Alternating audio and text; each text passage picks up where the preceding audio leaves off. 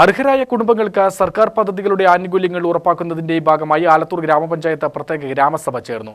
PMAY-G Awas plus 2024 ഗുണഭോക്തൃ പട്ടിക ഗ്രാമസഭ അംഗീകരിച്ചു. ആലത്തൂരിൽ നടന്ന യോഗത്തിന്റെ റിപ്പോർട്ട് കാണാം.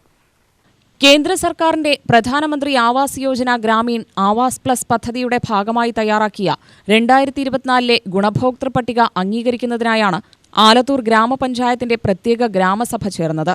U+ ഓഡിറ്റോറിയത്തിൽ നടന്ന ഗ്രാമസഭയിൽ ജനപ്രതിനിധികളും ഉദ്യോഗസ്ഥരും നാട്ടുകാരും പങ്കെടുത്തു.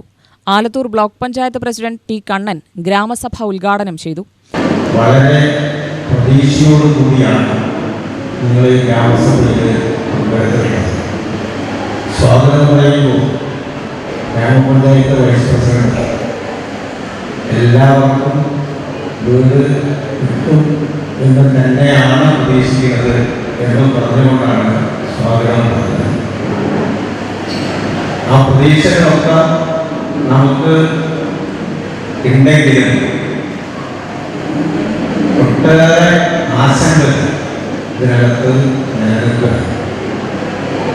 ഇപ്പോൾ ഗ്രാമസഭ ലിസ്റ്റിൽ ഇവിടെ ഞാൻ ഇതിനെ സംബന്ധിച്ച് നോക്കിയപ്പോൾ നമ്മുടെ ആലത്തൂർ ബ്ലോക്കിൽ പുതിയ ലിസ്റ്റ്, ഇപ്പോൾ നിങ്ങളൊക്കെ പുതിയ ലിസ്റ്റിൽ ഉൾപ്പെട്ട ആളുകൾ 2588 പേര് ജനറൽ വിഭാഗത്തിൽ വീടിന് അപേക്ഷിച്ചത്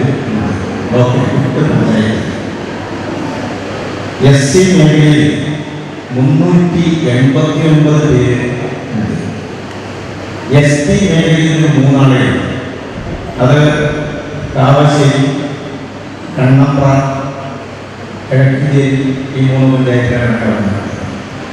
അർഹരായ കുടുംബങ്ങൾക്ക് സർക്കാർ പദ്ധതികളുടെ ആനുകൂല്യം സമയബന്ധിതമായി ലഭ്യമാക്കുകയാണ് ഗ്രാമസഭകളുടെ പ്രധാന ലക്ഷ്യമെന്ന് T. കണ്ണൻ പറഞ്ഞു.